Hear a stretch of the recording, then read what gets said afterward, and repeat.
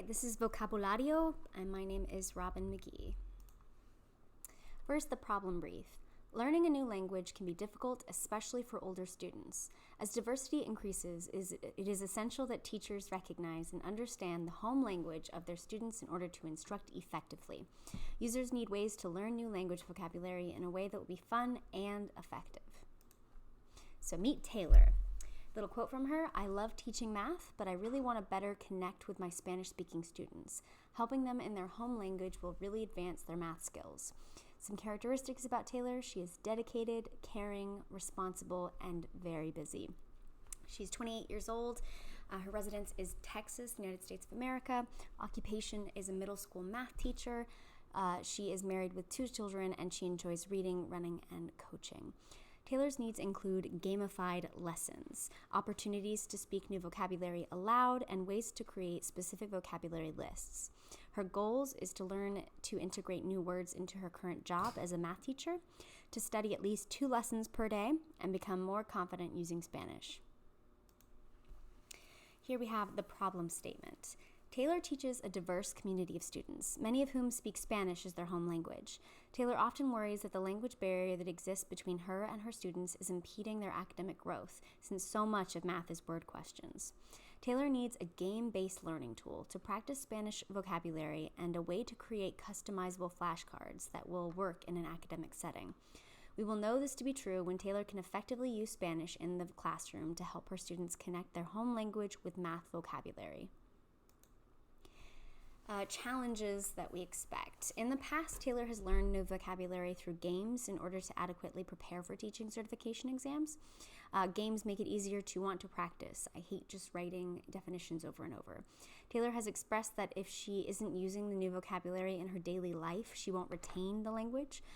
So just another quote from her: "I want to learn the basics, but I really need a way to customize the vocabulary I'm learning. Academic vocabulary is very specific in math." Taylor has a hectic family life and needs a way to practice new vocabulary conveniently. Last quote from her: "I'm always on the go, so a quick game here and there with reminders every day would be helpful." So here we have some initial wireframes, just hand sketch drawings on my part. We've got the onboarding screen on the far left under 1.3. Just says the name of the app, a little bit about sign up.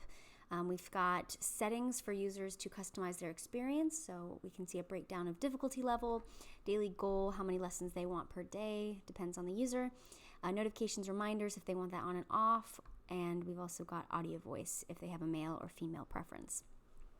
In the middle screen, we have a dashboard to keep track of progress. Just kind of breaks down where you currently are, level 1, all of the different stages of level 1, what your daily goal is in the middle section as well. And then also just basic navigation through the app. So create a set, created sets when you've already done yourself, just a dictionary for on the go, and then easy navigation at the bottom with icons. And then we can see a little look at what some of the games would look like in gamified learning. Just working through that first level, level 1 introductions, matching pictures to vocabulary. And then our final wireframe on here is the far right visual, an option to create users' own vocabulary set. So as I was putting together the applications, I created 4 different tasks to test usability. Task number 1 was onboarding and sign up to create an account. Task number 2 was to tour the dashboard. Task number 3 was to complete an exercise, specifically level 1. And then task number 4, create a new study set. All right, so with the first test for users, we had create an account. So first screen, we have the splash screen, Vocabulario, with the symbol at the top that will stay pretty much on every screen as you go through, and just a little tagline: Spanish vocab made easy.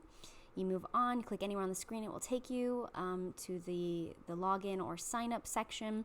And since we're creating an account for the first task, the red circle kind of covers where we're going to be clicking to get to each screen for the prototype.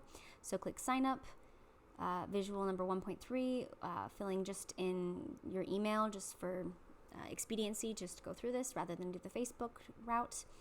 Move on to figure 1.4, and as soon as the user creates a password, that will automatically prototype to the next visual. Next visual, we have bienvenidos, so welcome, and just because we're accomplishing a task here, we're just going to skip the tour, and that is going to take us to settings. So here the user is just going to define what difficulty level they want, daily goals, notifications on or off, and then audio voice. And then as soon as they finish male or female audio voice, it will immediately prototype to the next visual. And that will take them to the language quiz, which for the sake of this, we're just going to skip. One quick note from a user was, how do I move on past settings? I didn't really account for the user not going in order. I thought they would end with audio voice, but that's not how everyone functions. Not everyone reads left to right in that way or in that order. So there needs to be a button there already where the user knows how to move on to the next section. So already going to be adding that. Again, moving on to 1.7, just going to skip the language quiz for now, and then moving on to our final wireframe 1.8, account created. So that was the task. It's been accomplished, and they can either return to Dash or go back. Last comment from a user was pretty straightforward flow. So really just had to change that settings section. All right, next task was to tour the dashboard.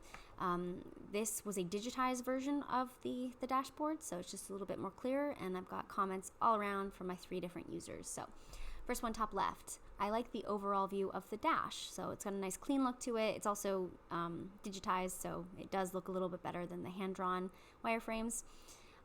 Next comment, cool that you can see the different sections of a level right here. Also, a kind of good clean look to it. You can always tell where you are immediately. It says current level number 1, and then it has lessons underneath with all the list of each section. Then we've got a little bit of a critique down at the bottom left. What kind of dictionary is it?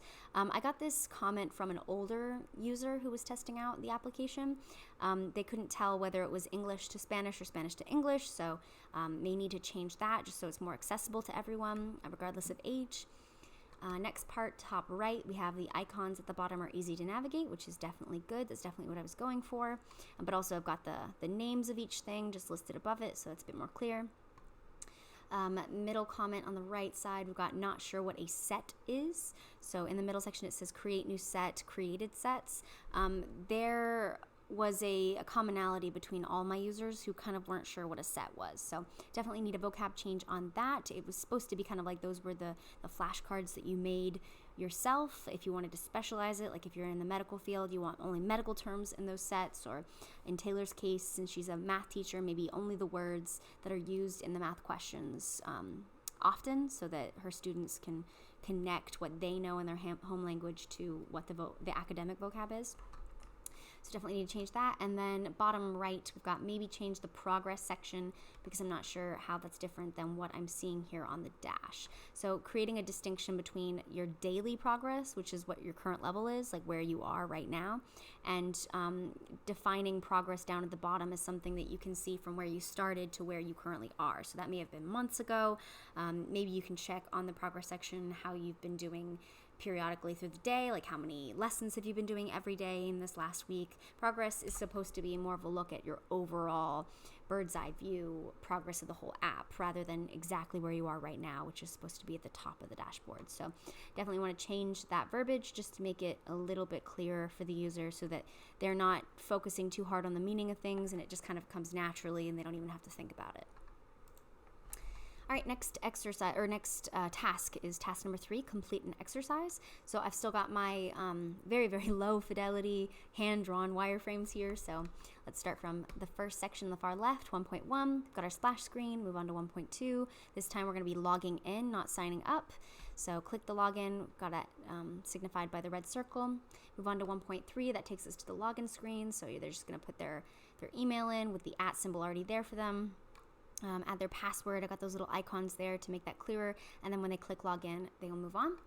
1.4, we've got the dash, so just a little bit clearer look at what that all looks like, and then click start button to start an exercise. Looking at 1.5, we can see what the beginning of an exercise looks like. So it says level 1 introductions, which from the dash you can see intro was first. And just pretty self-explanatory. There's pictures and they're going to be matching them to the vocabulary listed below.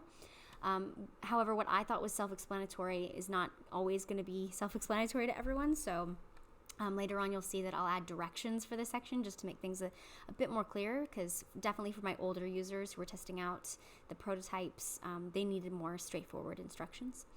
And then I did get a comment from a user, dragging pictures to the word might get a little messy on the screen. And I definitely can see that. It's a very small visual, and depending what device you're working on, we want to make it as easy as possible to accomplish the task. So maybe not drag it as we further design the wireframe. And then they'll click check to move on. That takes them to 1.6, still in exercise 1, says level 1 introduction still at the top. This time they're translating the audio, so they'll click on that little audio marker, and then they will use those little blocks down below to build the sentence that they're hearing, and click check to move on. And then that takes us to the next portion, which is them listening to some Spanish, and then them translating it into English, and then checking. And then there was a comment from a user, for the translate to English part, what happens if I type something wrong? So if I were to write the English definition here or translation here, what if I don't use a question mark? What if I misspell something? Is it going to be wrong? And I definitely didn't want that to be an error that could occur, so definitely that needed further development. Maybe scrap that whole section, or maybe create building blocks again like in the previous section. I wasn't sure yet. Moving on to 1.8. Takes us to what it looks like when you finish that section. So felicidades, congratulations, you're done.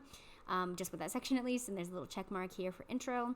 And then when you click next lesson, it will take you to phrases, so that we're just working through every section, and as you complete a section, it will mark it off. And then 1.9 kind of just shows you the visual, what it looks like when all of that section is completed. So felicidades, intro, phrases, food, location, family, all checked off, and then click finish. All right, and our last task was to create a set. So I just kind of skipped forward a little bit here. I didn't start from the very beginning. It's not very necessary. So just starting from figure 1.4, we've got our dashboard, and we're going to click on create set. And then once you move past that, it will take you to figure 1.5, create new set, create title, and then search. And then you've got all these different words and little plus signs, so you can add them. When you've added them, however many you want, you just click that arrow and it takes you to the next section. Right here is where I had a comment from an older user. I think this section needs directions. I definitely found that to be a commonality, and the older the person testing it was, the more likely I needed directions. Because we are dealing with a generation that is open to trying these kind of applications and should be able to access them, but they may need those extra steps. And for someone who's a bit more experienced, they're not even going to notice the directions. They'll just intuitively know what to do. So there's not really a bad thing to put the directions. So that's something that needs to be added. 1.6 takes us to the next screen. So once you've added your words, it's got the title of the set, and then it's got a list of all the words that you chose with their English definitions next to them. And then move on, 1.7, you've got your set, you've got just an extra added step. So it's got each word, and you're going to record audio of that word and then write the word in a sentence and then save it. Not sure about that section. It was a little bit confusing for the users. And also, I think there's a lot of room for error there, so I might just scrap that section altogether.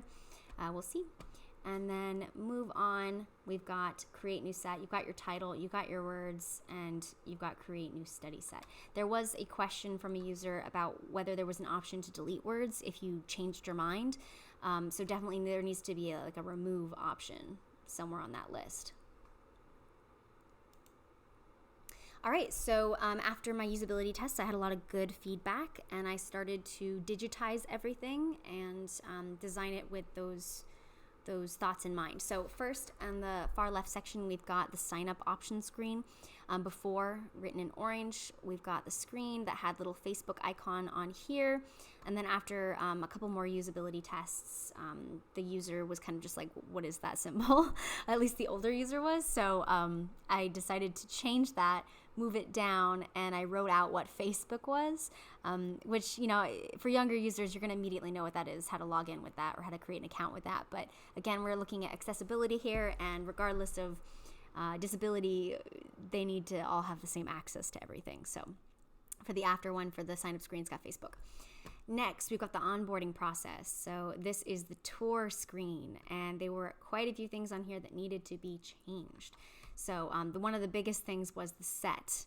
No one knew what a set was, and they didn't know what creating a new set meant. So I changed that in that middle section to deck, kind of like a deck of cards, since they're kind of like digital flashcards. And that seemed to do better in usability testing. So sets was changed to decks, and an improved visual was also made to help the user navigate the tour. So just making sure that this is all very streamlined, kind of added more explanation to each section. Progress was changed to track overall progress, so that's a bit more clear. Dictionary was changed to English to Spanish dictionary. Overall, it was just all changed to be a little bit clearer for the user. In terms of onboarding process, looking at settings, a couple other things were changed. I added more to the audio voice section rather than just female or male. I added dialects, and I just kind of Googled what was mostly more widely used. So Castilian's first, and then Andalusian was the second most common dialect that's used for the Spanish language. But when I was having a user look at this, they weren't sure what the difference between the two of them was, and they also didn't know that they were dialects. So just changing that over in the after visual, we've got audio voice / dialect. So they choose one, they have to choose one. And then I also put recommended next to Castilian just in case they have no clue what that means. All right, and then next on we have dashboard. So before, this was the exact same thing you saw on the last page for the tour. So it still said set. It still didn't say like English to Spanish or Spanish to English dictionary. And it just had a very basic design to it. Moving on to kind of create a better view of that, I added the deck thing rather than set. I did English to Spanish dictionary, track overall progress. But here was a large change that was very necessary. It was a huge impediment to usability. It was the start lesson button. No one knew how to start a lesson. I had initially prototyped the little circle next to introduction to be where you press and start a lesson, but it's really small. So a lot of people with bigger hands couldn't really get it initially. And also no one really intuitively knew that's where you should press first to start a lesson. So that needed to be added. And then after that was usability was much better. So that's good.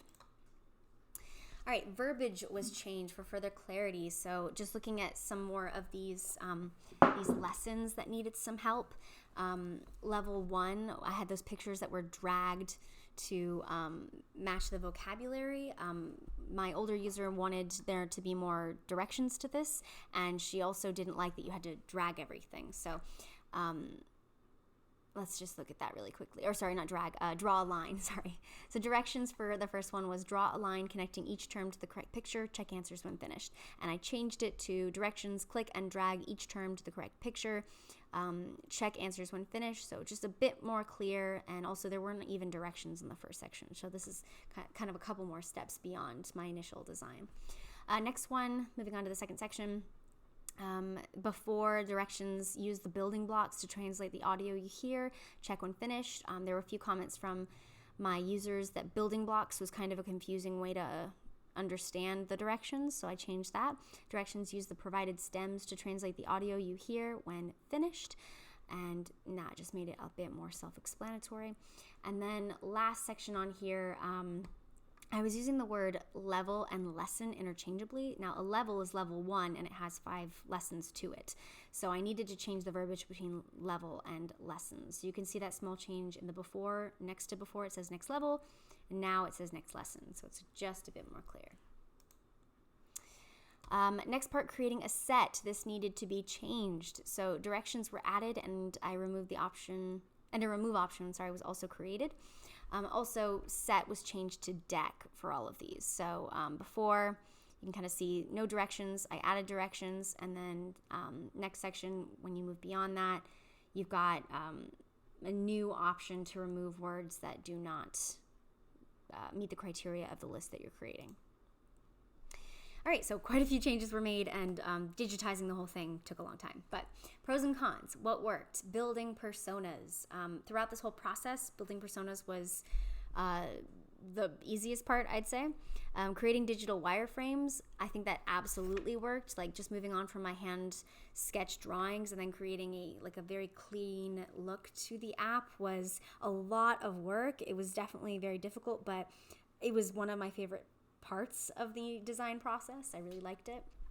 And then last part of that, what worked, user testing. This was the most beneficial part of the design.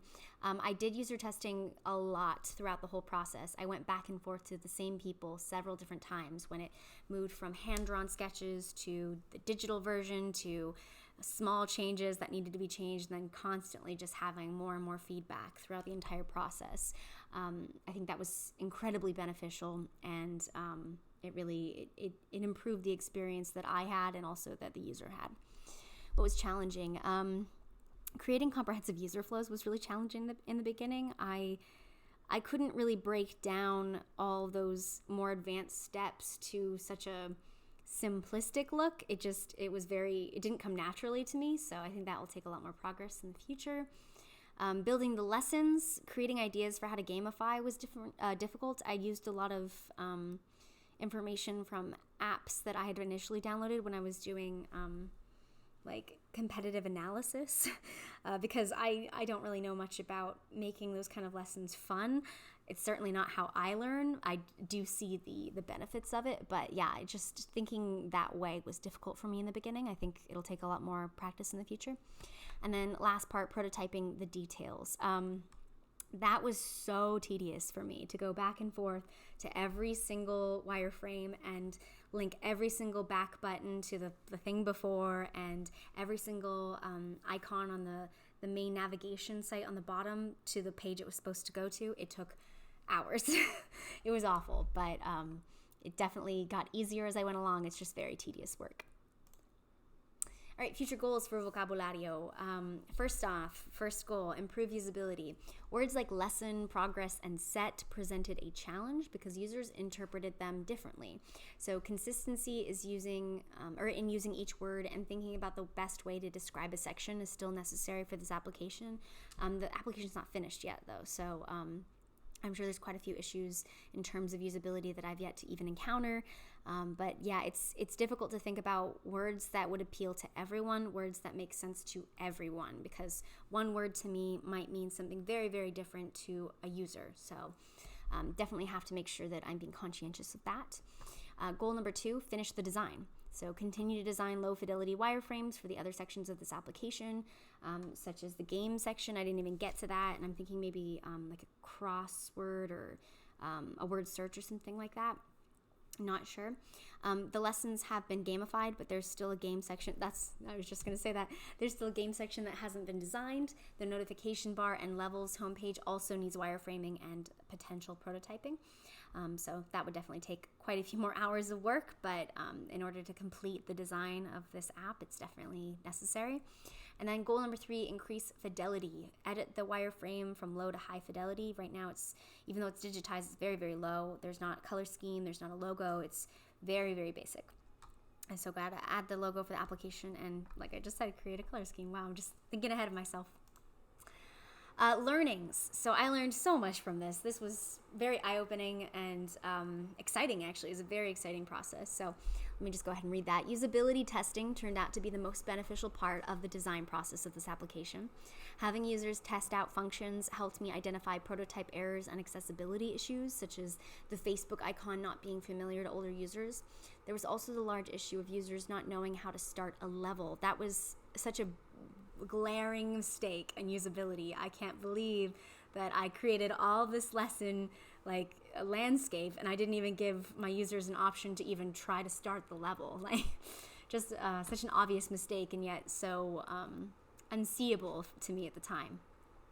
I thought it was obvious what to click, but the aim of any good UX design is making things intuitive, so the user doesn't have to think about where to start, they just know.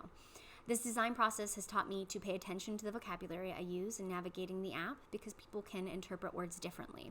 It is also important to provide directions in a new section. The older the user, the more likely they have not used a similar app before, hitting on accessibility again. Giving users hypothetical scenarios in order to test out functions of the app allowed me, as the designer, to see the thinking process behind using Vocabulario. For example, one user complained that there wasn't a way to change their mind when it came to creating their own deck.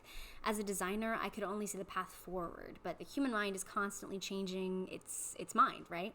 So adding a remove option for vocabulary decks wouldn't have been a detail I would have caught without the aid of a user. And just going back and forth with these users, just catching every little thing, having a diverse population of users, different ages, different backgrounds, different professions, definitely improved the usability overall of this app. And that's it. Thank you very much for listening.